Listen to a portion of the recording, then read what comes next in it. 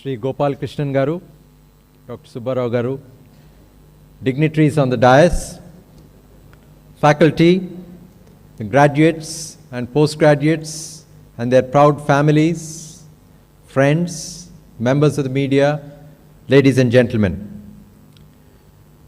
It is indeed a profound moment for me to visit not only this center of excellence, as I was hearing from the principal and Sri Gopal Krishnan Garu about the fifth brother. This is a concept that I have never ever come across. And this is such a wonderful, inspiring gesture initiated by the founder. And I am told that this is a public charity which is registered in the court of law, and it is doing yeoman service to the community. And with folded hands, I must congratulate you and take this inspiration forward and spread this word forward. And we look forward to hearing from you in Hyderabad in some time to come. So, it's indeed a great honor to be here and an incredible privilege to stand in front of you today. A very happy day, a momentous day, an auspicious day for all of you here, graduates and postgraduates, the award winners from various categories, and the proud parents. You have done really exceedingly well and have made your parents and family very, very proud. So, whilst I was reflecting as to what I should be sharing, the messages that I could be sharing with all of you today, I thought I'd touch upon the importance of trust and ethics, underline what is communication and how communication is so important in our healthcare, human values, and how I would define success. In ancient Indian culture, from time immemorial, particularly this applies in rural India, where more than 70% of our population reside, doctors are equated with God. And therefore, on this auspicious occasion, I would like to invoke the blessings of Dhanvantri, who is the Hindu god of medicine, and the ancient Sanskrit philosophy which states that Vaidyo Narayano Hari, which means that when a disease affects mankind, the doctor is Lord Narayana and Lord Hari himself. Ours is a noble profession, and an important component of the Hippocratic Oath is to keep the good of the patient as the highest priority. And in this context, having graduated 31 years ago, I would like to share with you some of the messages that you might find useful. The first and foremost is trust. The patients place their life in your hands, and this is an incredible trust. They disclose confidential information that they may or may not have shared even with their close family members. They subject themselves to be examined by you and even operated by you, a stranger, a total stranger. So this trust in capital letters must be greatly valued and safeguarded. I would also add that in no other profession this level of trust is given to a doctor on a daily basis. And therefore, we must have a higher moral code of conduct, and we must never ever forget the privileged position that we are in. And I would like to simultaneously talk about the importance of ethics. You've just heard about the Hippocratic Oath, but I'd like to just read out a poem in Telugu, in my mother tongue, which I will just explain in English. Neeti lekunna jagati vikhyati ledu, neeti lekunna madiki sampriti ledu, నీతి లేకున్న ఆత్మకి జ్యోతి లేదు, ఏదియును నీతికెల సాటి రాదు మనసా. What it means is, however good you may be, however great you may be, however intelligent you may be, however skilled you may be, however talented you may be, however rich you may be, at the end of the day, if you are not ethical in your approach to life, not just ethical in medicine, if you are not ethical in your general approach to life, whatever success you might think you might have achieved means absolutely nothing at all. And this is something that I remind myself on a daily basis. And so there is a lot of room in this place, in this field. There is no competition, very little competition to be a good human being. And I think it's very important at the end of the day that we should be good human beings in addition to being good doctors as well. Another point that I'd like to share with you is about the rat race. Very soon, those of you who have just graduated will come out. Some of you will do post-graduation, but eventually you will get into practice or you will be working in academic institutions. We must always remind ourselves that the practice of the art and science of medicine is not meant to be competitive, but it is very common to be sucked into the never-ending race of private practice. You must be acutely conscious of this fact that you are not in a race. The rat race is for rats.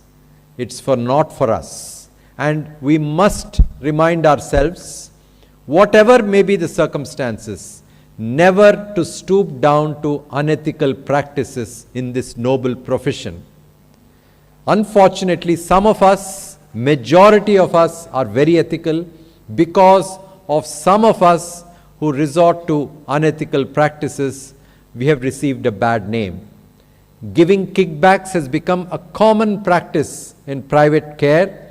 Giving incentives, not only kickbacks, giving incentives well ahead of the month to a practicing doctor in order to get patients.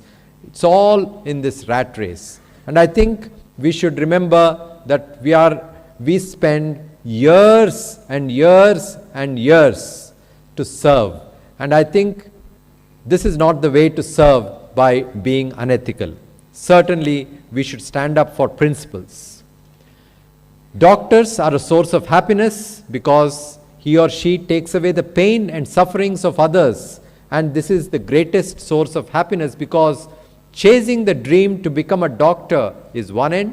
It's not the only dream. It is also not only to pursue a career, but in pursuit of happiness is very, very important. That gives a great, immense joy. From time to time, you will see some of these pink buildings. This is the historic Charminar. The Hyderabad is the only city in Asia Pacific region where so many buildings turn pink in the month of October. We are in October, to create awareness about the importance of early detection. Ours is a noble profession, and we must consider a patient as a human being with feelings, not as a subject with an ailment. And that brings me to an important aspect of my message today, is that we are not so good at communicating.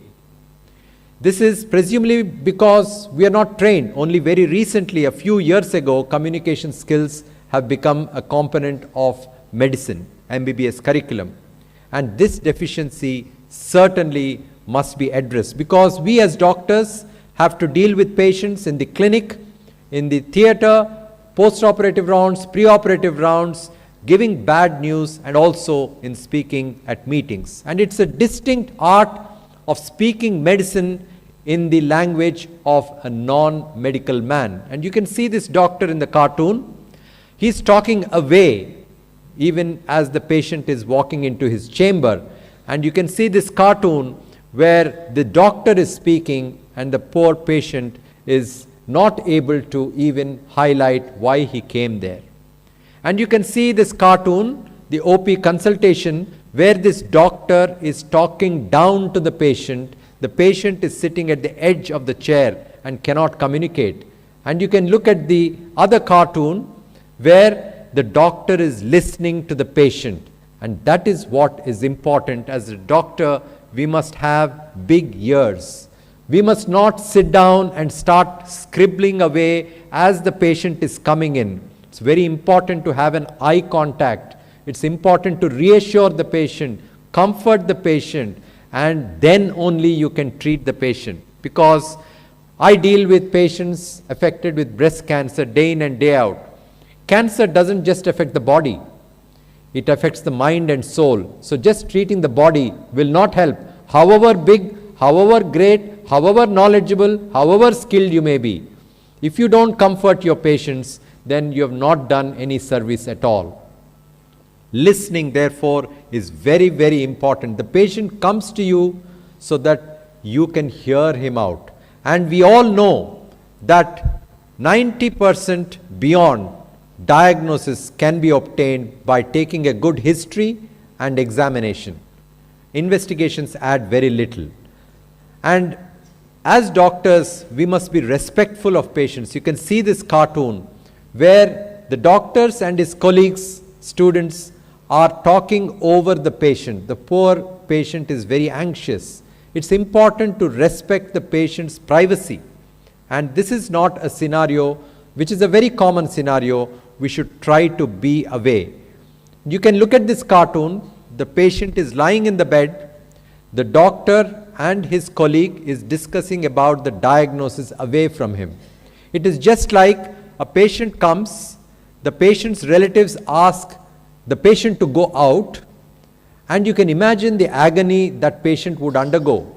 And the doctor is expected to get the diagnosis informed to the relatives. The relatives want to hear about the diagnosis without the patient being there. And many a times I try to explain, and sometimes the relatives say, no doctor, you cannot talk to the patient. So I say, I'm sorry, I'm not the right doctor. Because it's very important, the patient is supreme for you. And it's very important, as you can see here, the doctor is sitting on the bed and talking to the patient. The relatives are secondary. The patient is first and foremost. And so that's very, very important to understand that we should not be discussing the diagnosis with the relatives first. It is important to take the patient into confidence, give that patient enough space, and then tell the diagnosis in an empathetic manner. And that brings me to breaking bad news. Patients are upset when doctors fail with words. Is there anything wrong in that? No. You look at this, yes, it looks like cancer. Come in on Monday, we'll do a frozen section and we'll decide. Nothing is told about the diagnosis, nothing is told about the treatment options, nothing is told about the prognosis. How would the patient feel? That too when he or she is diagnosed with cancer. And there are many questions that the patient wants to speak. Is it fatal? Will it be painful? Will I have the right treatment? How long do I have got to live? These are all valid questions. If you don't answer these questions and say, okay, I'm a great surgeon, and you come into theater and I'll do the surgery, I mean, that's not the way that we should be doing as doctors. We should encourage participation from family members. It's important to be honest, not to give false reassurances. It's important to be empathetic and never deny hope to a patient. I see a lot of times doctors playing God. When the patient says, how long I have to live, the doctor says, few months, 6 weeks. Who are we to play God? We can say limited time, but we should not be saying things like you have got a few weeks or months or years to live. And a lot of times I also find that when patients express interest in alternate medicine, please don't rubbish it, because there is some benefit in alternate medicine. We don't know, but as long as the patient follows allopathic medicine, if he wishes to take alternate medicine as well, please don't deny hopes, because that patient is having a lot of hopes on that alternative medicine. We know that it may not work, but let's not rubbish it. As long as we can convince that patient to take allopathic treatment, if he wishes to take alternate treatment, as long as it doesn't contain substances which will interfere, we should always encourage them. And never forget that being a doctor is an honor and responsibility of a lifetime. Although we can cure sometimes, we can relieve often, but it is our paramount duty to be able to comfort the patient and the patient's relatives always. Just to break, this is the Raj Bhavan, the majestic Raj Bhavan in Hyderabad, the only Raj Bhavan in the country that turns pink and has turned pink for the third consecutive year, thanks to our Honorable Governor of Telangana for her unstinted support towards creating awareness about early detection. Human values, the picture that you see is one of the godfathers of radiology in the country who recently passed away, Professor Kakala Subbarao. He came to our hospital, KIMS Hospitals, to felicitate me after getting the Padma Award. And he said that in addition to being a good surgeon, whilst he was addressing the audience, what he said stuck to me. The importance of human values, courtesy, compassion, honesty, humility, empathy, sympathy, service, and a little bit of sacrifice. If you can follow these human values, you will not only be a great doctor, but you will also be a great human being. And I'd like to say that in this hustle bustle of practicing the art and science of medicine, we forget that there is more to life than just being a doctor. Having practiced medicine for a long time, close to more than 3 decades being a doctor, I realized that there is so much more in life than just being a surgeon. I've taken up several charitable initiatives. The most dear charitable initiative to me, to my heart, is the foundation, a breast cancer foundation, through which we have been able to disrupt the way breast health care is delivered. In many ways, we have broken the taboo surrounding the word breast cancer in Telangana and Andhra Pradesh. In addition to that, I have had the greatest fortune to adopt a village. 70% of people live in villages. The problems that you see in these villages, you will never see in urban India. And the joy that I have had serving Ibrahimpur, which is the remotest village in Medak district in Telangana, is immeasurable. All of us can do something or the other by adopting a village or taking up something which is larger than you. I think it's very important to take up something other than just what you're doing. And what about success? There is your success, there is my success, and there is no absolute success. And never ever define your success according to what others perceive. For others it may be different, but for you it should be different. You should be able to stand up on your own 2 feet and define what is success for you. And it will always be out of reach when you only focus on the competition. And the competition, again I refer to as rat race. To me, being successful means you're kind, you're compassionate, and you're a good-hearted person. That's it. That is success.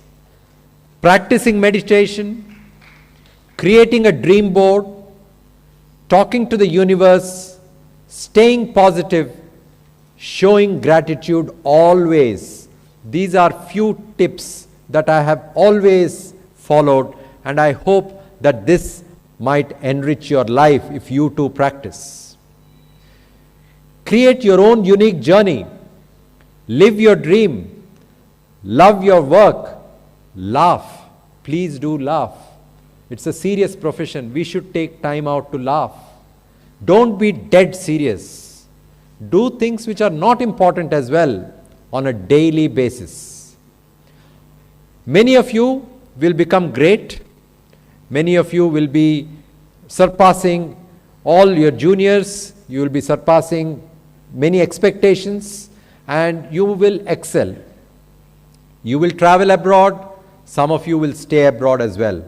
For me, although I lived in the UK for 10 years, my mother's illness was a wake-up call for me, the turning point when I realized that I must come back to my roots. I must serve my motherland.